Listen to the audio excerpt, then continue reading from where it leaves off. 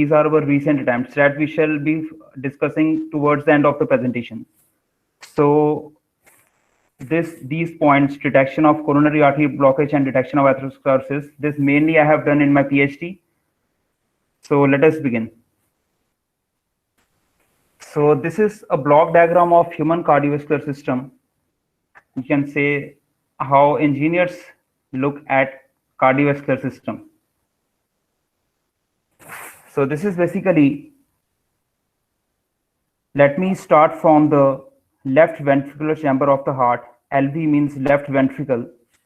So left ventricle pushes the blood to the systemic side of the body through aorta, and while the blood flows from arteries, capillaries, and so on, it comes back to the heart, right atrium chamber of the heart, to this vena cava.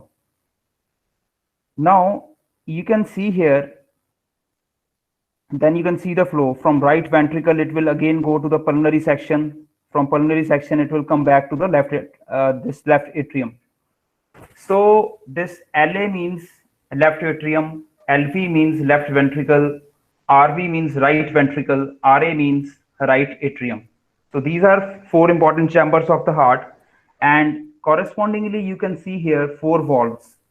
So the first one is mitral valve, this is aortic valve, this is pulmonary valve, this is tricuspid valve. So what is the role of these valves? Blood can flow from left atrium to left ventricle chamber only when left atrial pressure is greater than the left ventricular pressure. So this is applicable to all other chambers, like blood can go from right ventricle to the pulmonary section if this pressure is greater than this pressure. So this kind of phenomena assures unidirectional flow of the blood. Now, the title of the talk is Detection of Cardiovascular Conditions that via lumped parameter modeling. So I told you that we shall be discussing detection of atherosclerosis, detection of coronary artery disease. So let us first of all have a look at history of cardiovascular modeling. So it was William Harvey who first of all discovered unidirectional flow of the blood in the human body. It is way back in 17th century. Then a century later, Stephen Hales, the buffering effect of arterial velocity on the pulsatile nature of the blood flow. Otto Frank, near the beginning of 20th century, discovered Windkessel theory. Guyton has an important contribution in cardiovascular physiology, and his article is widely cited, this circulation overall regulation. Also, he has one book, Guyton and Hall, Textbook of Medical Physiology. Then Suga and Sugawa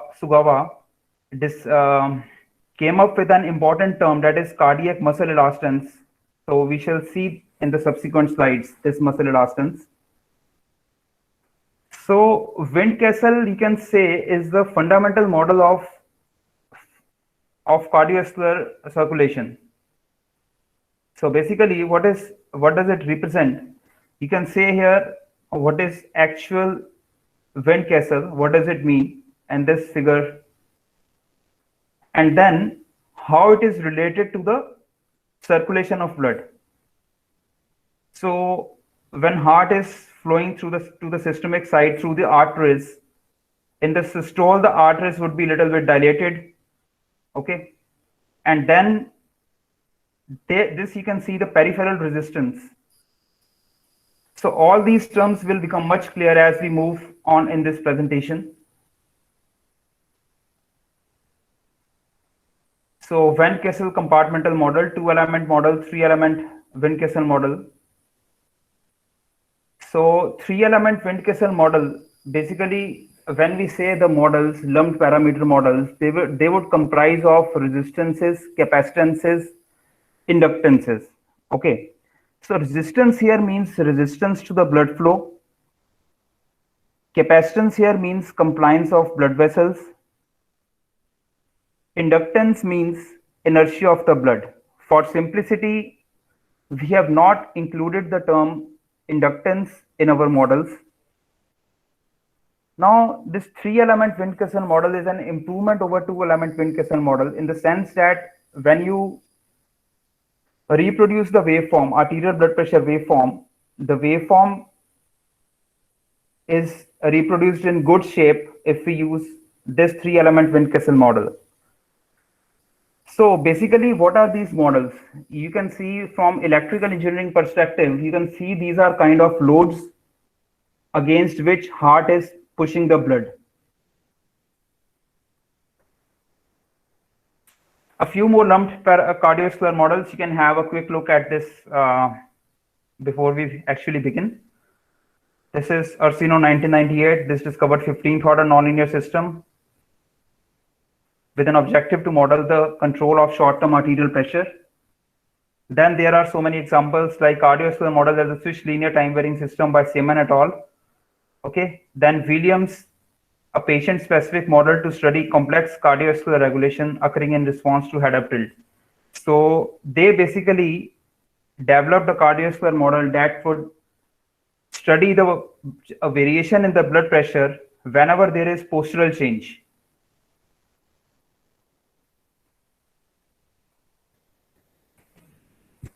So when we say types of parametric models, they can be distributed, they can be lumped parameter models. I hope my voice is audible and the screen is clear. Thank you. Yes, sir. So types of parametric models, they can be distributed, they can be lumped. You all are aware of this terminology.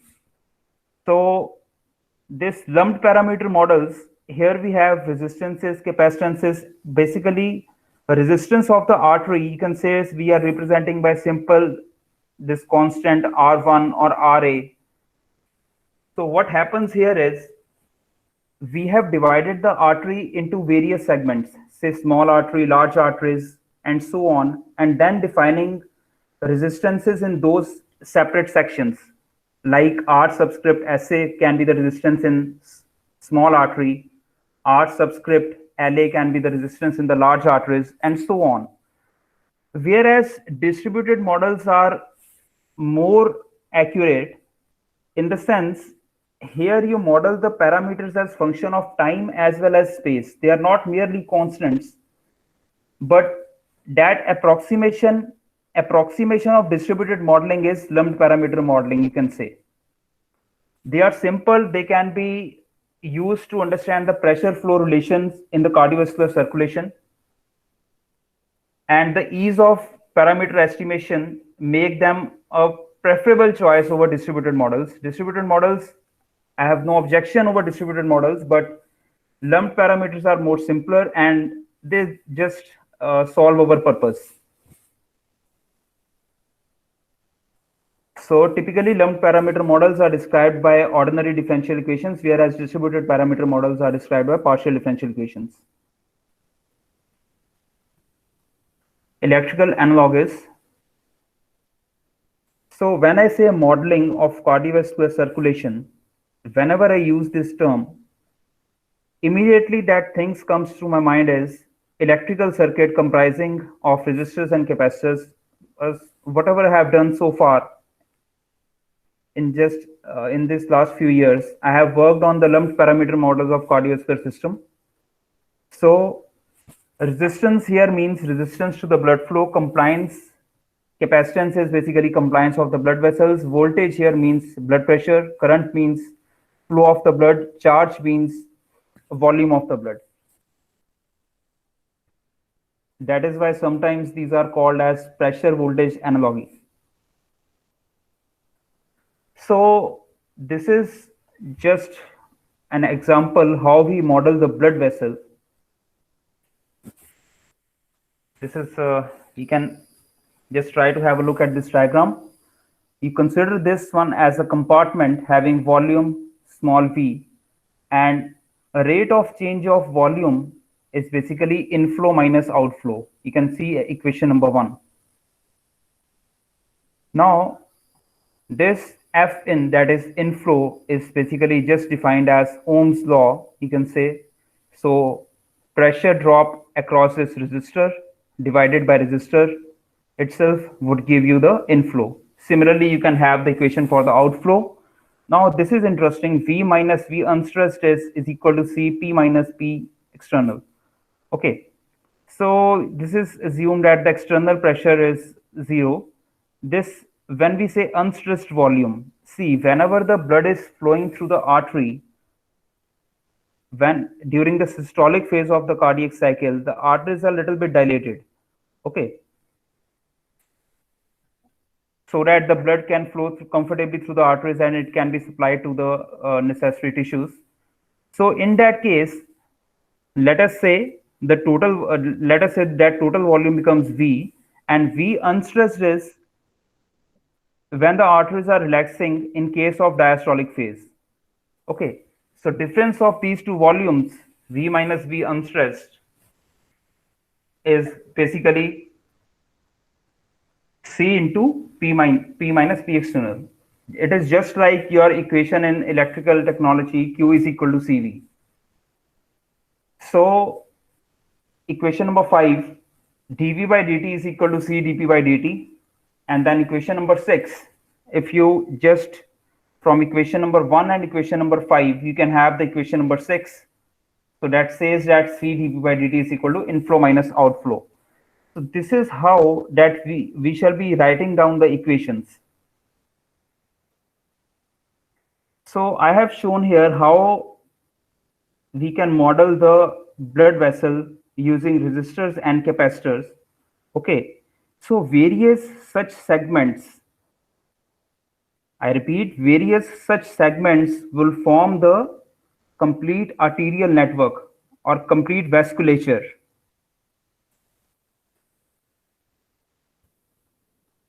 So coming to the first problem, it is detection of coronary arterial blockage. So coronary artery disease, you might have heard that word because the word bypass surgery is, you might have heard several times. So basically it's surgery when these arteries get blocked and you need to have a separate path that would basically bridge the gap. Let us say blood has to flow from point A to point B and that path is blocked. So a kind of bridge is formed between A and B. In bypass surgery, this is how they treat. If it is very minor blockage, some drugs can be given like beta blockers, and if it is complete blockage, then you are aware of this treatment based on stents, or then this is bypass surgery. If there are three main coronary arteries, if say two are completely blocked and third one is also 90% blocked, in this such typical case, bypass surgery is recommended. Basically, what do they do in bypass surgeries? They will just take out the vein from typically from the leg or the arm, and they will use it to bridge the gap where the path is blocked. So I've just spoken in layman terms. You can have a better idea if you can refer to any standard book on anatomy or physiology.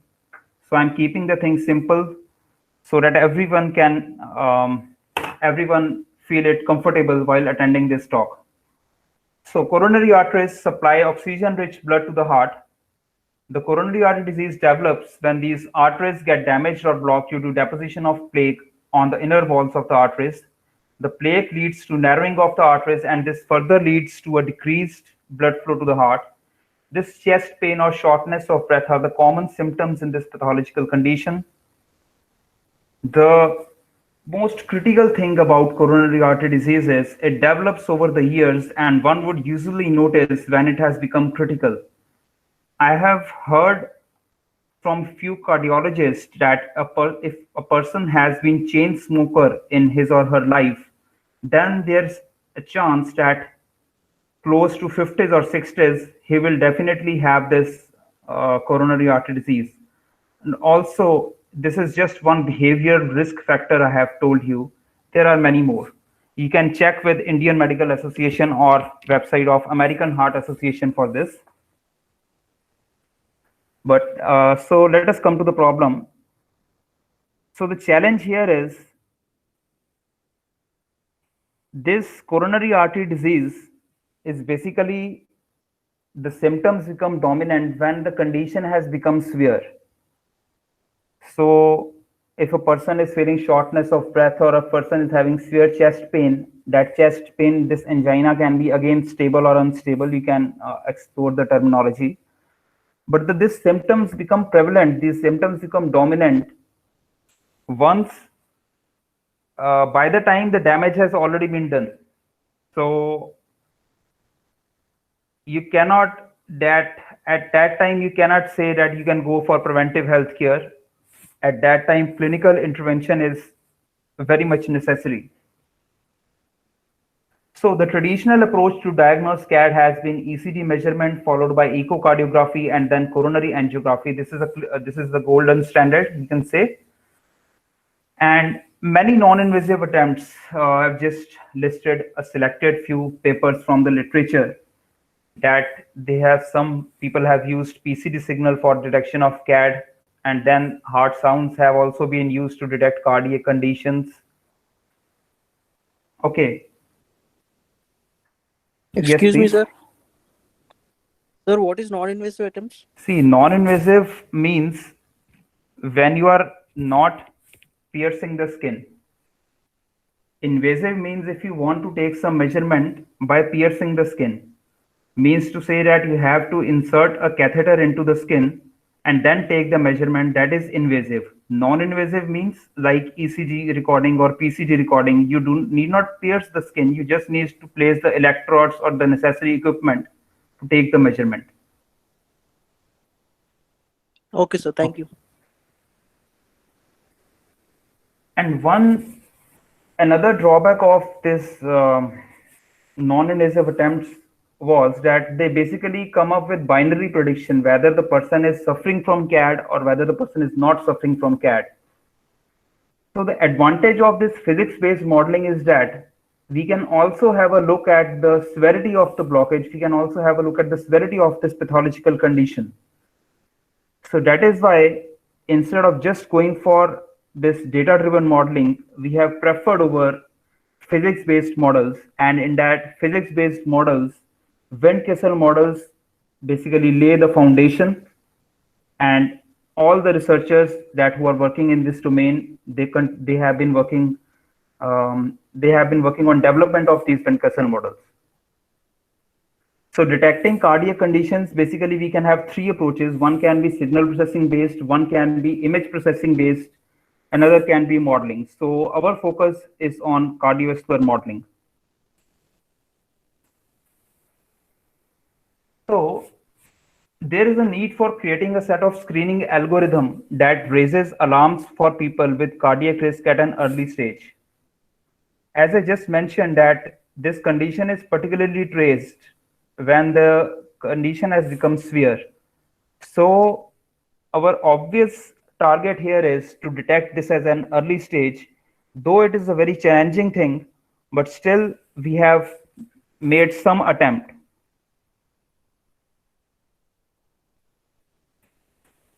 So this is the physiological interpretation of the problem. Let us assume that heart is pushing the blood to the rest of the body tissues. Okay. So, and it acts as a pump to assure the supply of, to assure the functioning of the heart. It is required that it itself gets the excitation. So in one of our publications, we have compared heart with the self-excited DC generator. See, here this coronary path acts as, you can say, excitation of the heart. So basically this is responsible for supplying oxygen-rich blood to the heart, because when the blood comes back to the heart, it is typically deoxygenated through veins. So to assure the functioning of the heart, it is required that it continuously get its own supply. So it is very interesting to note here that when it is systole for the whole body, when heart is pushing the blood to the tissues, those who are not aware of systole and diastole, let me explain. Let us say a person has a cardiac cycle of 0.8 seconds. So you can say that about 60% of the cycle is diastolic period and 40% is the systolic period. Systolic is the period of the cardiac cycle when heart is pushing the blood to the system, and diastolic means that the ventricular chambers of the heart are getting filled. Okay, you can refer to the functioning of this heart using any physiology book like textbook of medical physiology by Guyton and Hall, or you can refer to book by Webster and Cromwell. So heart pushes the blood to the rest of the body tissues, and this is coronary path. So when this path gets blocked, its functioning is interrupted.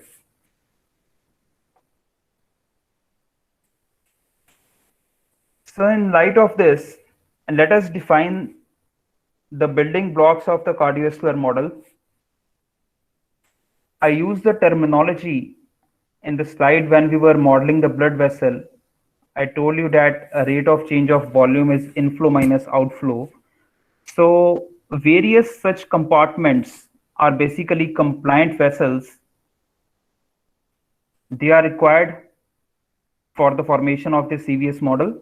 So let us define those compartments as large arteries, large veins, small veins. And then there is coronary compliance, left ventricle of the heart.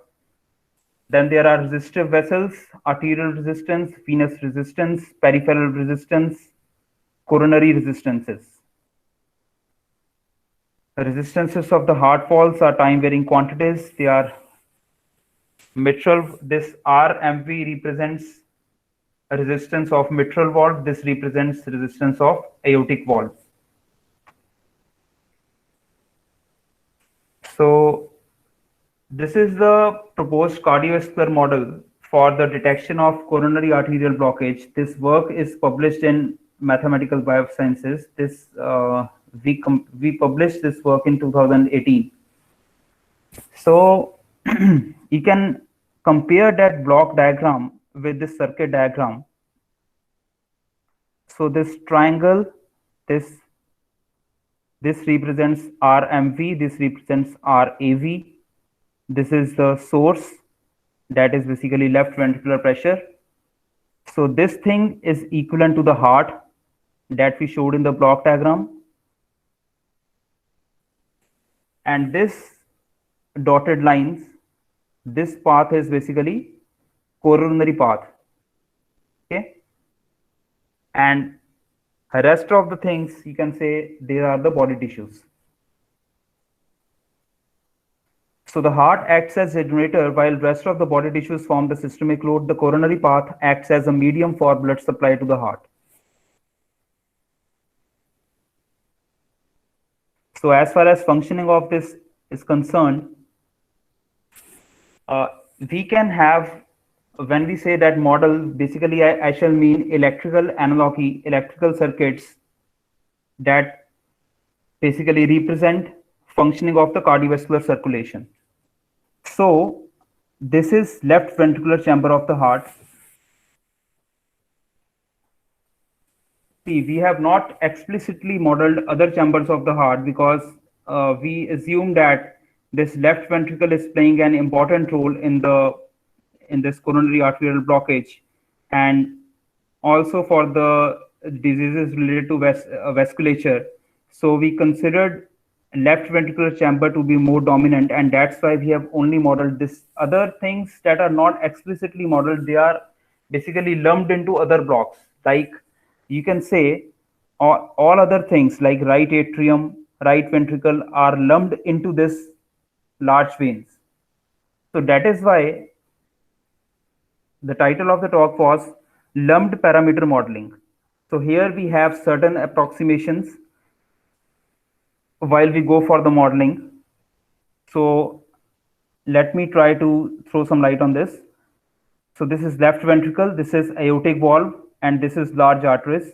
So ventricle is pushing the blood to the arterial section, large arteries and small arteries, it comes back again through the veins.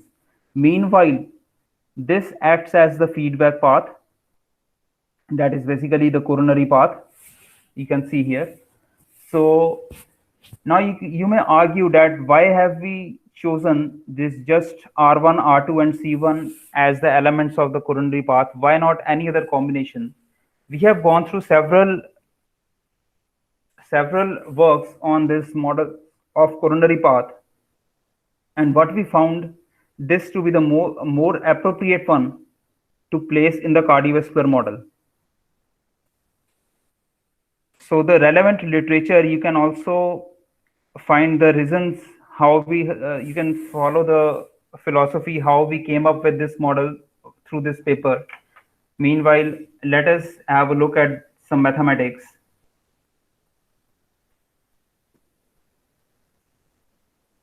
See, this is modified expression. We have made this left ventricular pressure as a function of coronary flow. So this means that whenever there is blockage in the coronary path, heart's potential is affected. When I say heart's potential, I say the left ventricular pressure. It is equivalent to that. So you can focus here that this left ventricular pressure is a function of the coronary flow. In the literature, you would found that this is represented, this left ventricular pressure is represented as E into V. Okay, this elastance and this is volume. So we have modified this expression to basically include the coronary flow. In most of the works that are published in the literature, they do consider coronary models, but the point is when they are considering overall model of cardiovascular circulation, in that, to the best of our knowledge, we did not see any such work that that has published like heart's potential as a function of coronary flow. And we tried various expression that this was logarithmic of flow, this was exponential flow. We conducted various numerical experiments and found that this linear expression works better. So this is the standard ventricular elastance function. It's a trigonometric function. Basically, you can create this waveform using various kinds of trigonometric functions, various like product of exponentials. You can refer to the literature for that. This elastance, basically, there are so many ways to mathematically represent cardiac muscle elastance. We are considering this one, but all of those expressions have one thing in common, that the waveform of the elastance would look like this thing. So you can say it's kind of Hill function, or you can say the product of rising and decaying exponentials. So this is how cardiac muscle elastance look like. And these are the heart valves. So let us go back to the circuit diagram. When we say that aortic valve and mitral valve are time varying, or most important thing to note here is aortic valve and mitral valve, they are functions of pressure gradient across them.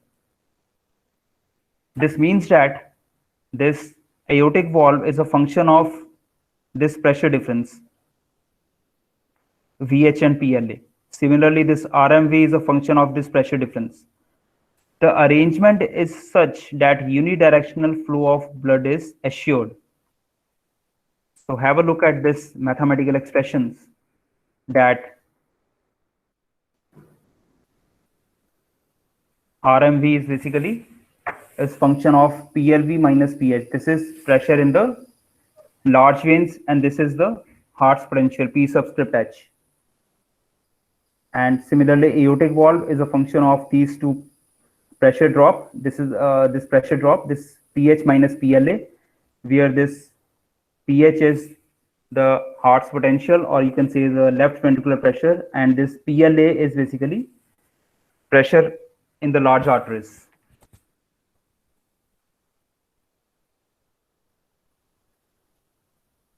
So how do these resistances function? See, whenever the pressure drop across this is greater than 0, then only the blood will flow. Otherwise, this resistance will behave as a this open circuit. So this means is short circuit or it is open circuit. It's this kind of nature. Let us say when the blood is flowing in the systolic phase and the blood is flowing from the left ventricular chamber of the heart to the large arteries, it is happening through the aortic valve. In that case, to assure the blood flow, so this pressure, this basically pH minus PLA should be greater than 0. So then only the flow is assured. Otherwise, in diastolic phase, when the ventricular chambers are getting filled, this valve will ideally behave as open circuit or with minimum resistances. To assure the continuity, that is why when the valve is closed, the resistance is this 20 units and the valve is open, you can say that it is 0.001 units. When the valve is so when the valve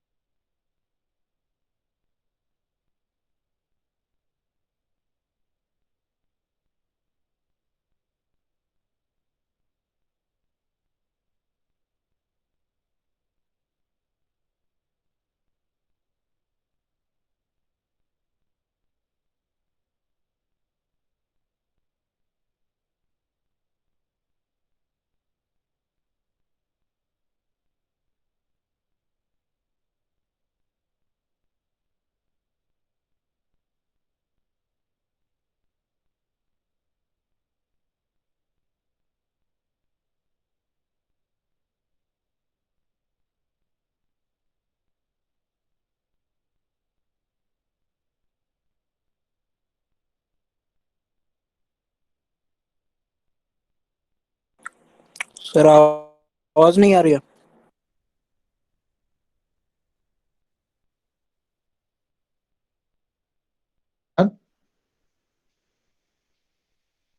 Hello, Dr. Jan. Hello. Hello.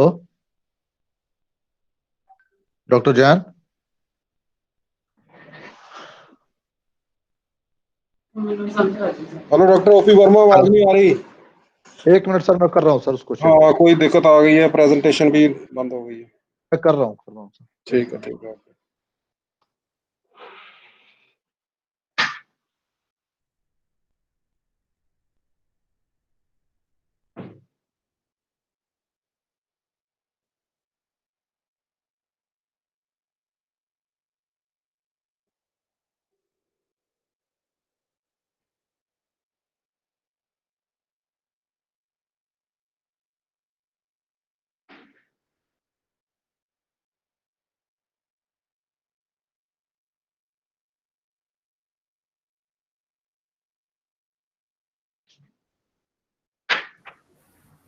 I'm sorry the net got disconnected. So now you are audible, Dr. Jan. So can you please tell that from which slide I was presenting?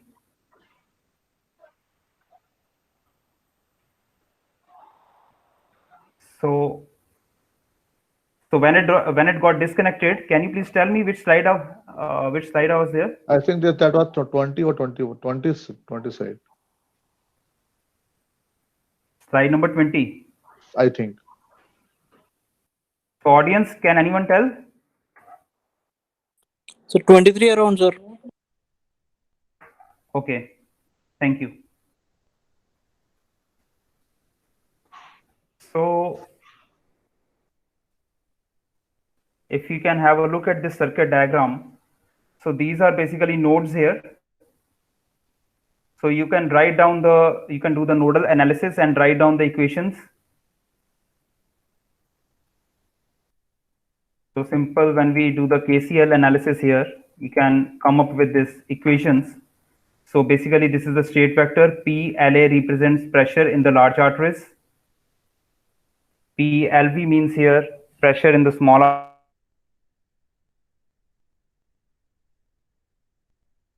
V volume in the left ventricular chamber of the heart. Intentionally, you can raise question here that why all the chambers are modeled using pressures and why this left ventricular chamber of the heart is modeled with volume. The reason behind is I told you that Q is equal to CV. So this means that volume is basically combines into pressure. So in case of the left ventricular chamber of the heart, both C and P, like compliance and pressure, both of them are time varying.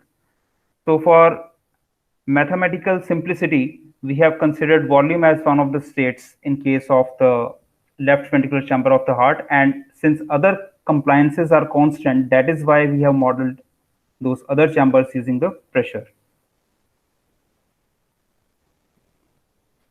So in any physiological model, the inverse problem of parameter estimation is important because basically parameters would reveal whether the person is diseased or healthy.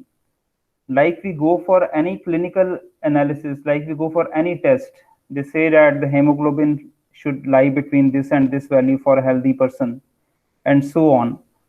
So similarly, when we have developed this model, this cardiovascular model, we were very much curious that what parameters we can bring out from this model that would distinguish a CAD subject from the healthy person. To make a distinction between CAD and healthy. So parameters would play an important role. Also, to reveal the severity of the pathological condition, we need to estimate these parameters.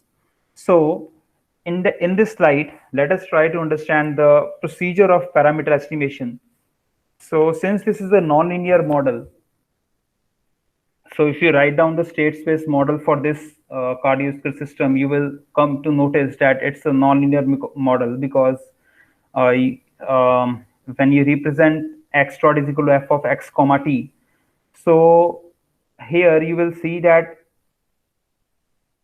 like product of two states is happening in the equations and division of two states is happening. Just looking at the ODE setup, we can claim that whether it is linear or non-linear. So this is basically non-linear model. So in non-linear model, you cannot arbitrarily keep the parameters. You need to have some logic behind initialization of the parameters and states. So we have used subjects' age, gender, height, weight, blood pressure information to obtain the initial values of the parameters as well as states. Audience, am I audible? Yes, sir. Okay, I was sorry for the internet disconnectivity between the in between.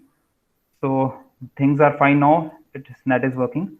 So if any such issue, Dr. O.P. Verma, please let me know. So to compute the sensitivities, this model output, namely pressure in the large arteries. In this case, in this model that we have discussed,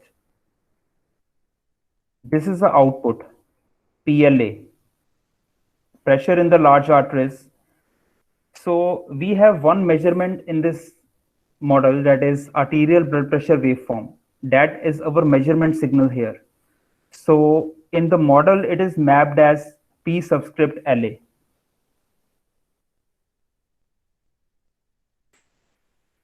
So to compute the sensitivities, this is just classical sensitivity analysis. You can have a look at this equation. So basically there are 16 parameters. So that is why K is varying from 1 to 16. So we computed the sensitivity of arterial pressure with respect to each of the parameters. So when we say J is equal to 1 to N, capital N represents here number of cardiac cycles that are available for measurement. Okay. Or you can say it should be the number of the samples in the arterial blood pressure waveform.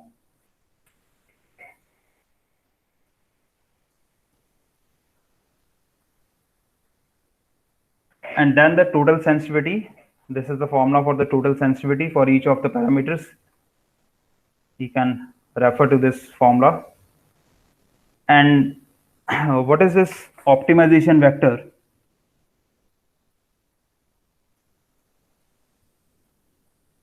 Relatively more sensitive parameters form the optimization vector. So why are we doing this exercise? Let me explain. I told you that there are 16 parameters in this cardiovascular model. So it is not feasible to estimate each of those parameters because we have just one measurement, that is arterial blood pressure measurement. So in the physiological models, it's usually a challenge that with limited number of measurements available to us, we are supposed to estimate the parameters. So what we did was just did the classical sensitivity analysis, found which parameters are more sensitive to the blood pressure, and then we shall keep all other parameters at their initialized values while estimating just set of 4 or 5 parameters out of these 16. So basically, how do we tune the model parameters? They minimize the least squares error between the measured and the estimated blood pressure. I just mentioned that P subscript LA, pressure in the large arteries, is mapped as the pressure in the model. It is equivalent to arterial blood pressure. The measurement that is available to us, arterial blood pressure, that is taken from the radial artery. Okay, so measurement is there, signal from the model is here. We just try to minimize the least squares error between these two signals, measured and estimated blood pressure, and then try to tune the model parameters. So this is one cycle, one cardiac cycle shown in this slide. And this waveform, that is the solid line, it shows how the actual blood pressure waveform, arterial blood pressure waveform look like in its one cycle. Some terms that audience might be already aware of, like we say that the systolic pressure should be 120 around. Here in this, maybe some disease subject that it has a bit 135 pressure, and the diastolic one is usually 80. Okay. The dotted line, this dashed line, is one that we have obtained from the model. Okay. So we come up with such a cost function that would minimize the error between the systolic and diastolic peaks. See, in this one cardiac cycle that you can see here, from this to this point, we can have around 125 samples of blood pressure at various instants. So the measurement signal has sampling rate of 125 samples per second. So you can then compute how many samples are here. So, but we are only interested in 2 samples in one cycle. One is systolic and one is diastolic. Okay. So we just try to minimize the error between these two to tune the model parameters. And we have various such cycles. Okay. Now, mathematically, this is how a cost function would look like. Capital M represents here number of cardiac cycles. Okay. This PLA, SYS, I, this represents in ith cardiac cycle what is the value of the computed blood pressure and what is the value in the data. So this is computed blood pressure, this is the blood pressure available in the data. Okay. So similarly here for the diastolic values. So we just try to minimize the square of the error here.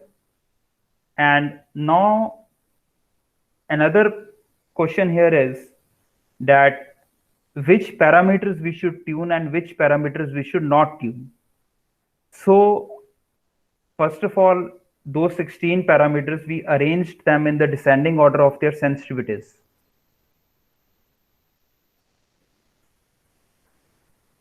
Now, when we arrange them in the descending order, say this RP1 has the maximum sensitivity and then followed by CLA, followed by Emax, and so on.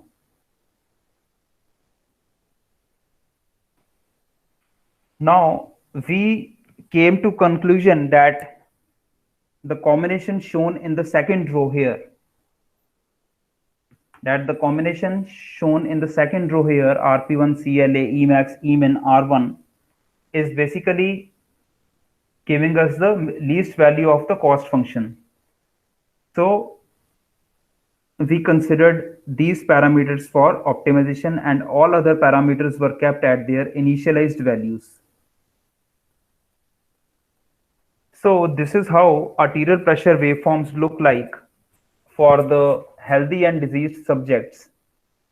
Now, if you have a close look at this waveform, this is thing before optimization, this is after optimization. You can clearly see that the error between the waveforms has reduced drastically after the optimization.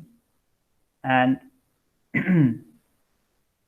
one important thing you can consider here is that the waveform shape is not exactly reproduced in the estimated signal. So the reason behind is we are developing approximated RC models, and we are mainly concerned with the systolic and diastolic values of the pressure, and entire waveform itself is not of that importance for us while predicting this pathological conditions in the vasculature. Otherwise, in physiology, this kick that you can recognize here, this represents closure of the aortic valve. The moment the valve is closed, aortic valve is closed, this kick happens in the arterial blood pressure waveform. So if someone is dealing with diseases related to aortic valve, this kick is very important. Otherwise, in our problem, we are not explicitly considering this shape of the waveform. Now this is the arterial and venous pressure waveforms. You can have a look here. So PLV means that the pressure in the large veins, PSV means pressure in the small veins. You can see here that the pressure in small veins is greater than the pressure in large veins, and then pressure in large arteries is greater than the pressure in the small arteries. So this assures basically unidirectional flow of the blood. When we are initializing the parameters and states also, it is very important to consider this thing. We have to initialize it properly. Otherwise, we can see the trajectories reaching infinity. The state space model we shall not be able to solve if we do not initialize the system correctly. So let us have a look at this one sample subject. Details are revealed as its male subject having height 180 centimeter, weight 75 kg, mean arterial pressure is 97, and HR is heart rate is 71 beats per minute.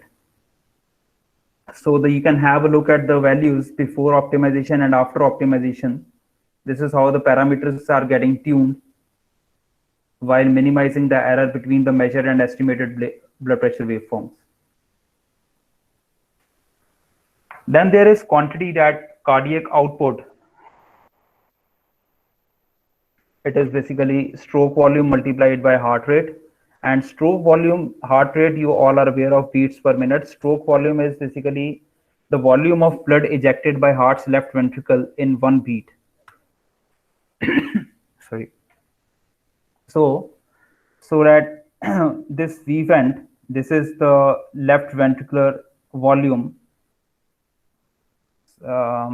It should be V subscript H, you can name it. Okay, so this is how you compute the average of the maximum peaks, that will give you end diastolic volume. You compute the this minima in the each cycle, take the average of that, it will give you end systolic volume, and the difference of these two quantities would give you stroke volume. Heart rate itself we are deriving from the blood pressure waveform itself, as I told you that this to this represents one cardiac cycle, and reciprocal of that would be heart rate. Now, predicting the effect of coronary arterial blockage on the heart's performance. See, this this LVEF is left ventricular ejection fraction. It is defined as stroke volume divided by end diastolic volume. You can say this is the percentage of blood that heart's ventricle eject every cycle, every cardiac cycle. And for typically healthy value, I think it should be 56%. And 50 to 70% of left ventricular ejection fraction is observed for healthy persons. Anything that is ejection fraction of 45% or less than that is basically diseased condition. So this shows the effect of wearing. This is just numerical experiment. So what does this represent? Basically, there are 5 test subjects, T1 to T5.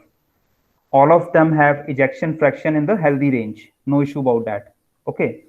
So let us try, you do the numerical experiment, keep on increasing this coronary resistance R1. You can refer to the R1 in the circuit, that it is a coronary resistance in the coronary path. If you go on increasing this resistance, you will see that ejection fraction falls drastically. Okay. So this shows that how this parameter is important for detecting coronary artery blockage. Now to do the model validation, so what we did was, there is one model in the literature, cardiovascular model, developed by the Olafson group from North Carolina State University. So we compared this model with that model, and these are the comparative values for 6 subjects here. So the value of the cost function, values of cardiac output obtained using this existing model. Okay, this is the proposed model, and the theoretical value, that is theoretical value is obtained from body surface area by it uses the height, weight of the person to compute the theoretical value of cardiac output. So, and then there is mean arterial pressure. You can see that the results are comparable with the literature. Audience, if you have any doubt, you can please interrupt me, unmute your mic, and can ask. And of course, we can have Q&A session after the presentation also, but you can interrupt me in between also. So these are the screening parameters. So why we claim them as the screening parameters? Basically, we computed all the parameters for all the subjects, and we came to the conclusion that these 4 quantities, the systemic resistance RP1, coronary resistance R1, large arteries capacitance CLA, this ejection fraction, these 4 quantities are important for distinguishing healthy and CAD subjects. So we had some set of healthy subjects, we computed these quantities for them, and we used these values as benchmark values. Okay, and then we computed these values for the CAD subjects. So we have taken the blood pressure waveform of CAD subjects from the MIMIC2 waveform database. I'm not sure if everyone you are aware of. You can check, you can just do the web surfing and you can explore PhysioNet.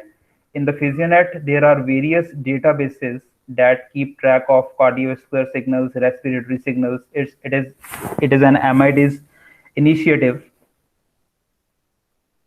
So basically, they have made the data available for research purposes. So we have taken the blood pressure waveform of ICU patients, that 20% actually suffering from coronary artery disease, and we see here how these values look like. So the values of the disease persons look like this.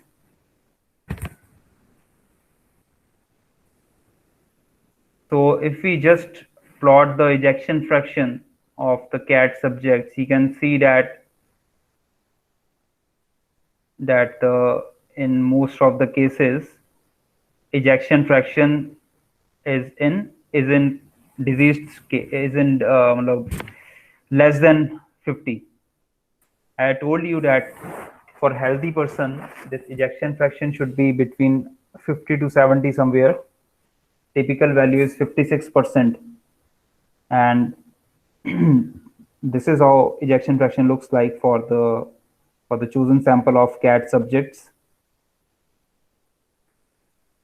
This is coronary resistance that you can plot for the CAT subjects. Almost all of them have higher coronary resistance. So what we have observed in this work is that coronary artery resistance is one of the important parameters along with left ventricular ejection fraction and this RP1 for making a distinction between CAT subjects and healthy subjects. C. The heart's systolic function deteriorates when the resistance of the coronary path increases beyond a critical value. The situation is estimated to be a severe blockage condition. We use MATLAB for numerical implementations. That the healthy data we have taken from the North Carolina University, and then disease data we have taken from MIMIC2 waveform database. MIMIC2 waveform database basically it keeps data of ICU patients, and it has lot of cardiovascular data, respiratory data for the research purposes. So audience, if you have any doubt until this point, you can ask. Otherwise, we shall move to the second problem. And this model will be more simplified as compared to the previous model we have discussed. See, atherosclerosis is a pathological condition that can eventually lead to a heart attack, a stroke, or a peripheral vascular disease, depending upon its site of occurrence in the human arterial network. See, when the arteries supplying blood to the brain, they are blocked, it leads to stroke. When the arteries supplying blood to the heart are blocked, they may lead to a heart attack. If the arteries supplying blood to the vasculature, like peripheral arteries, typically arteries in the legs, and this, it can lead to the peripheral vascular disease. Now, atherosclerosis is an overall term for such kind of diseases. So here we are not pinpointing any of the condition, like whether we are working for peripheral vascular disease or stroke. Here we are just targeting overall atherosclerosis. So also we shall come up with a simplified model of cardiovascular system. As I already mentioned, that the major drawback of higher order models is the large number of parameters associated with them. The problem is, with the limited number of measurement signals available to us, it is a huge challenge to estimate the model parameters. That is why we performed the classical sensitivity earlier. And now also we have come up with a further reduced model of cardiovascular model for the atherosclerosis detection. It is mentioned here that this model was utilized for prognosis as well. Prognosis means basically predicting the condition atherosclerosis. Given the condition of a person today, that and the lifestyle of a person remains unchanged for several years. So how much would be the life expectancy of a person? That also we did some work on that also. So as far as the scope of this presentation is concerned, we shall not touch prognosis part. We shall only be discussing the detection of atherosclerosis. So this is very simple model of cardiovascular system. All are aware of that. Heart pushes the blood to the systemic arteries. It comes back to the heart via veins.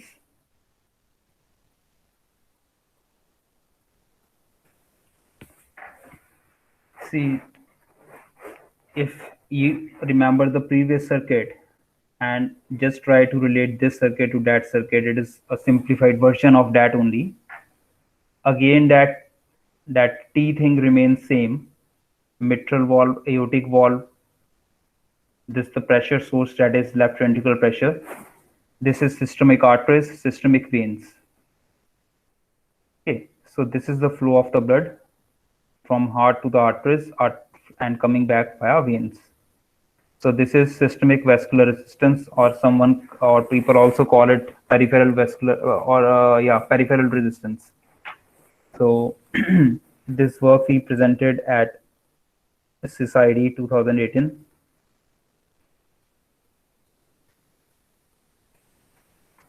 Initially, I told you that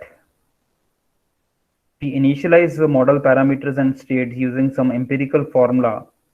So this is just one such example. So intentionally, I could do for the previous model also, but this model is a bit reduced. That is why I have shown for this model. So you can see here that with height, weight, and gender available, this is how you compute the body surface area BSA. And this is how you compute the total volume, total blood volume in a body. And then this is the F subscript T, means the flow, total flow. Okay. So when we initialize these values, we basically initialize keeping in mind the steady state condition. The dynamics would be taken care by the OD setup, OD model.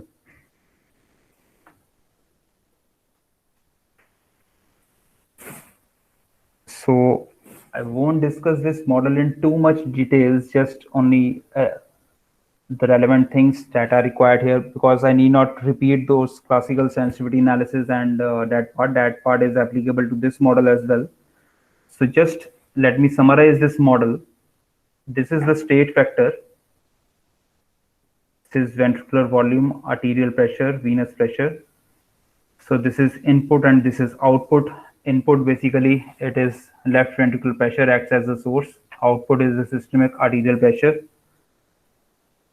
So in this circuit, this is mapped as the output. So this is the parameter vector here. Here we have 1, 2, 3, 4, 5, 6, 8 parameters. Sensitivity analysis revealed that these 4 are more sensitive. Only these are optimized using nonlinear least square technique. So I forgot to mention that for least square estimation, we use Levenberg-Marquardt algorithm. And the convergence criteria was 10 raised to the power -3.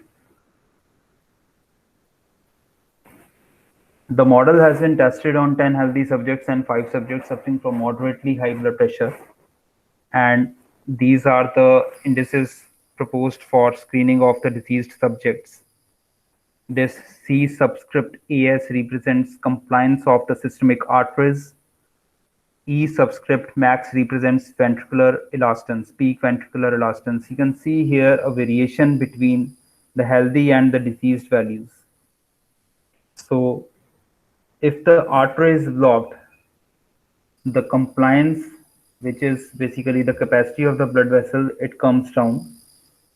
And then this Emax getting increased, it is because of that. You can say the Franks-Sterling mechanism, because the heart has to push the blood against the high pressure. Okay, so if it is not able to eject the required amount of the blood against elevated pressure, then the venous return is also affected. And to encounter this situation, heart has to eject the blood with greater force or greater velocity. That is why it stretches much. That is why this ventricular elastance gets increased.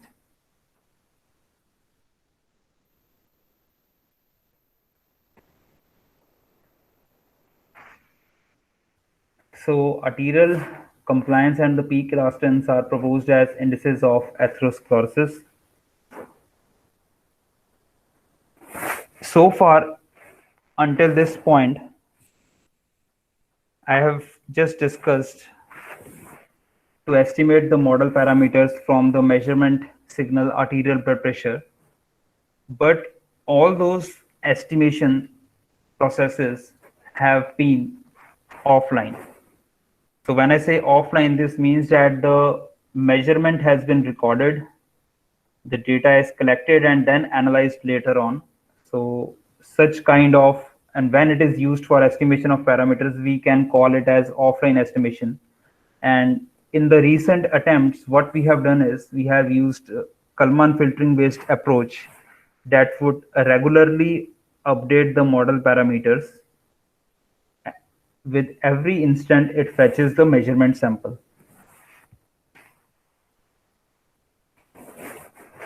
So this is how a state vector looks like.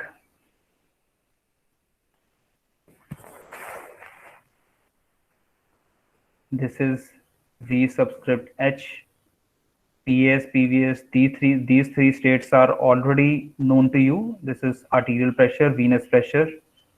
This is left ventricular volume. In addition to that, it has augmented states, CAS and Emax. Now, we use the UKF-based joint estimation technique to estimate these screening parameters CAS and Emax.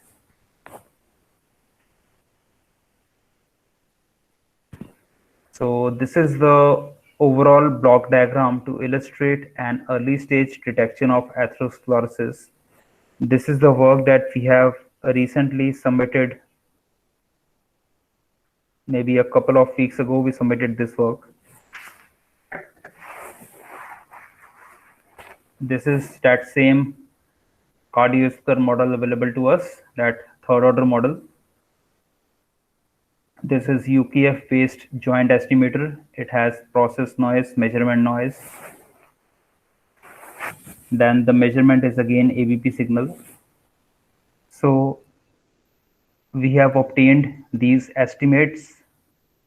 From the UKF estimates, we derive these quantities: systolic blood pressure, diastolic blood pressure, stroke volume, cardiac output, heart rate, venous pressure, CAS, Emax.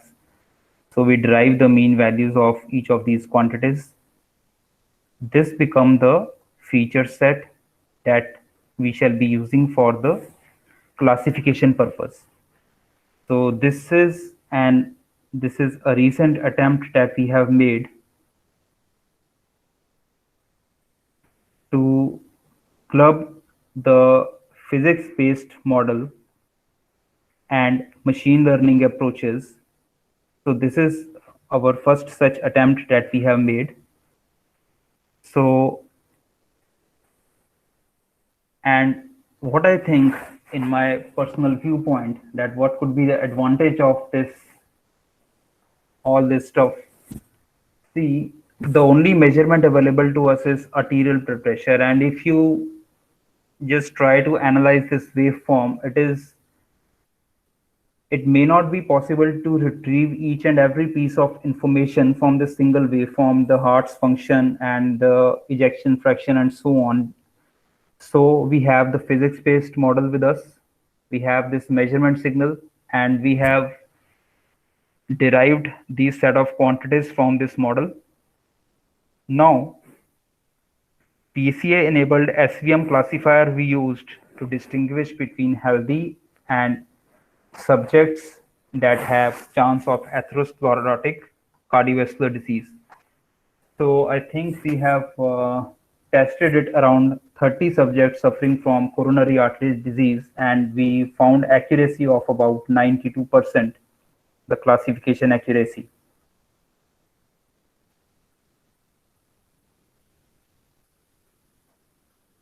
So this is how the estimates from Kalman filter would look like. This is for the healthy subject ID, those same states, PH, PES, and PVS.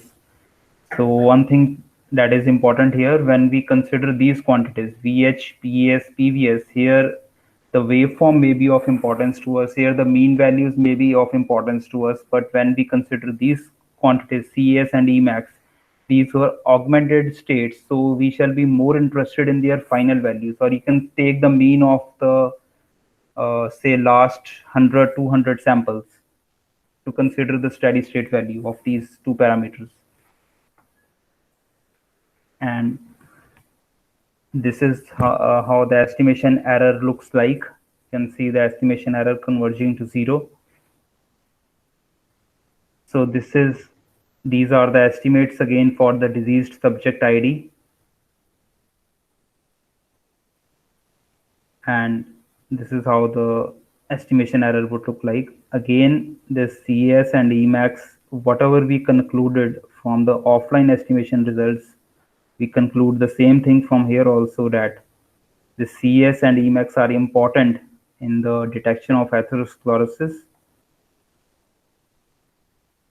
So, and this time it is not these two parameters, CAS and Emacs, it's a whole bunch of these 9 quantities that we have used to form the feature set that would be further utilized for physiological classification.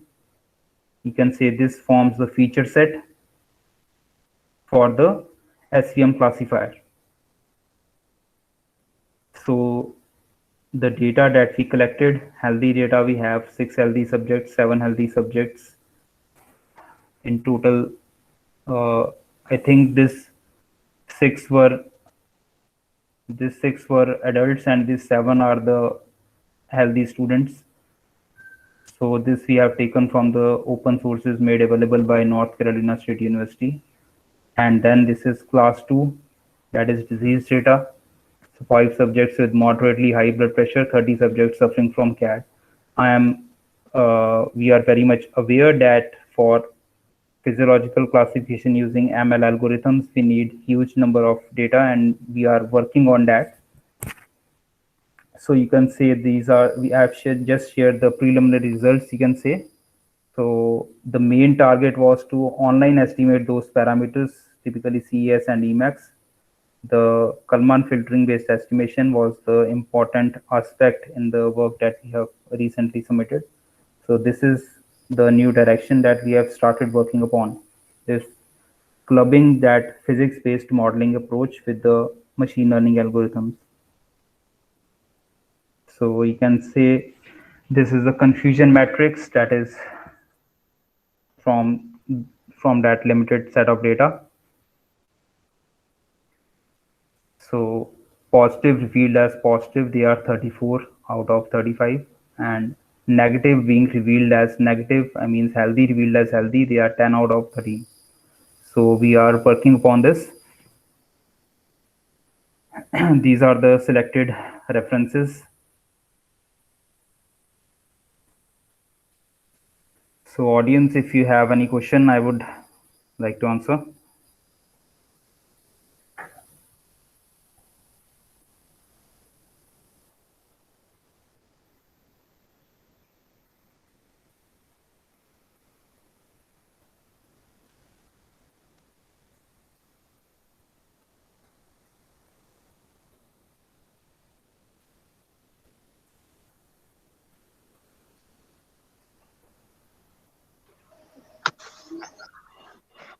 Aji Karan ji, very nice presentation. Thank you, sir.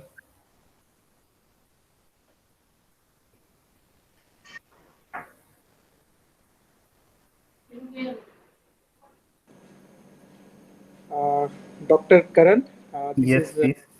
Venkat from IIT Delhi. Yes, sir. So it's a good presentation. Thank you, sir. So I'm interested in this sensitivity analysis you have done. Okay. This you have taken. Can you go to the 22nd slide or 23rd slide? Yes, sure. Can you just go there? Yes, please.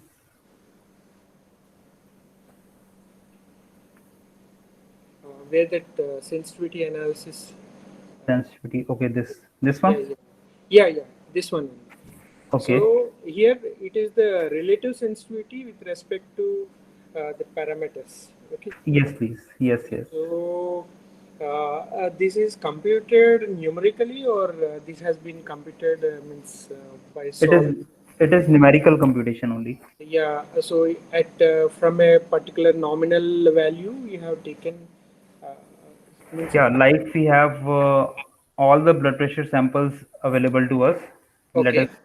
So at each of those samples, we are supposed to compute the sensitivity, and then we use this particular formula Yeah, yeah, to obtain one scalar value for each of yeah. these parameters. Yes, sir. So what I'm interested is here. Did you do individually, and what is the change in that parameter you have taken?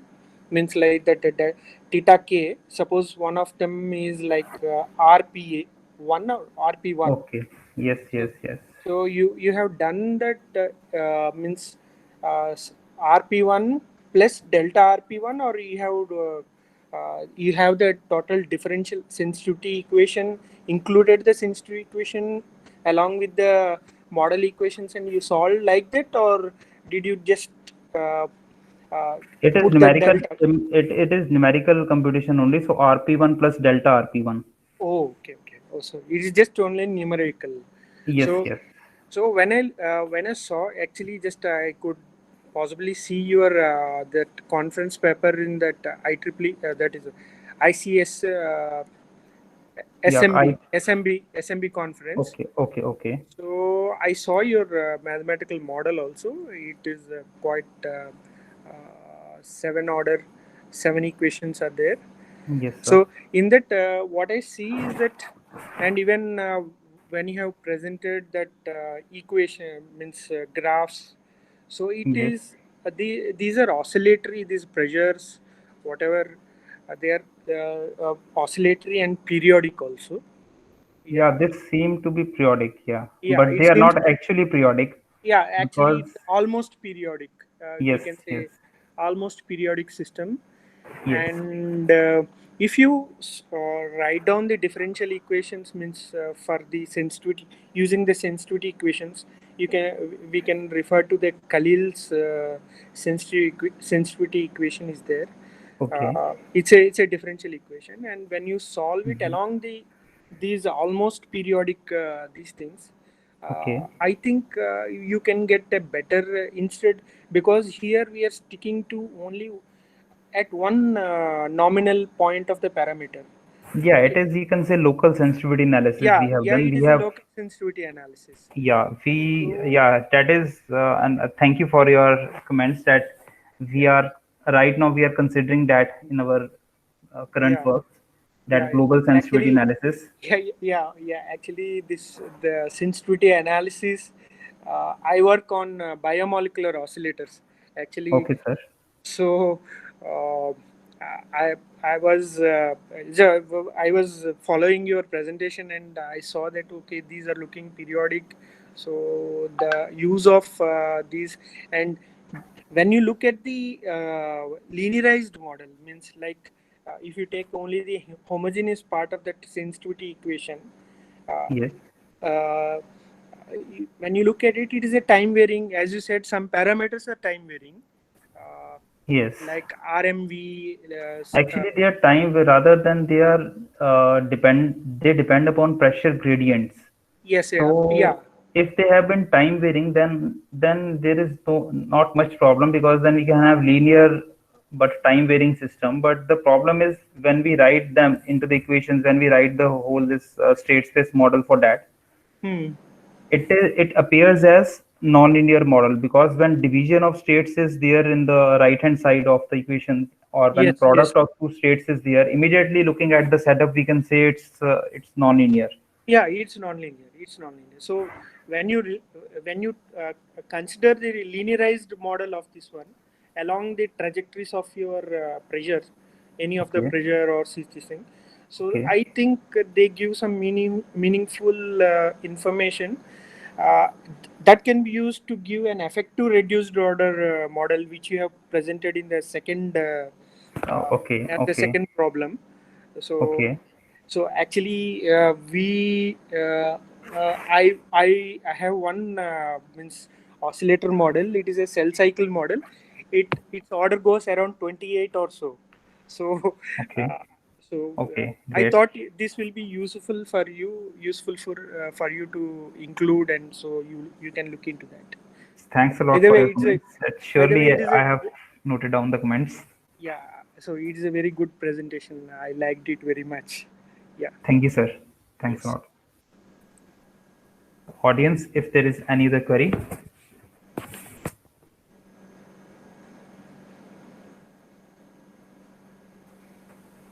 If in case you have any query, you can drop me an email.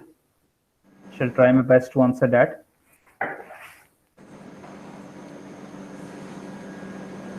Dr. Verma, Dr. Om Prakash Verma.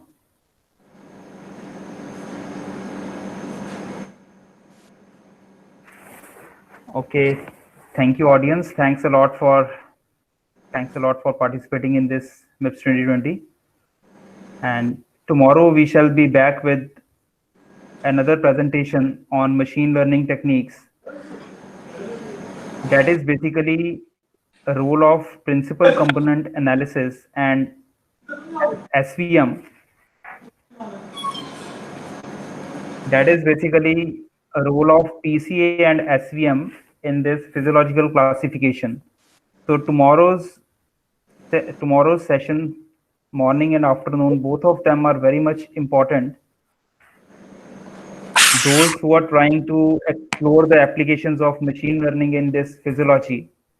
So morning talk would be by Dr. Dilip. Dr. That would be Dilip. on that is PCA based feature reduction and then SVM based classification. It would be followed by afternoon session by Dr. Nirmalya Ghosh, who has vast experience in machine learning and deep learning techniques. So looking forward to meet you tomorrow morning. So have a nice time then. Thank you, everyone. Dr. Verma, shall we close the session?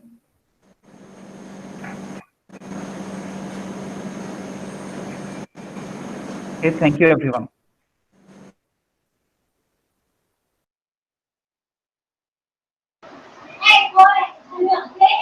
Hello.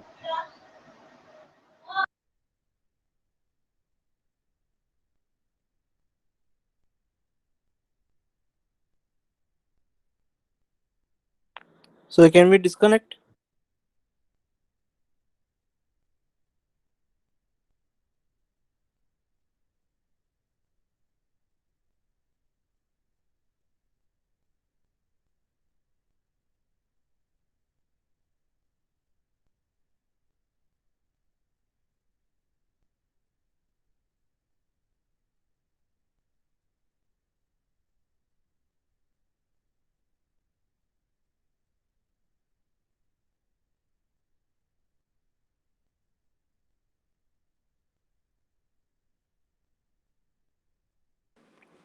Sir, can we disconnect?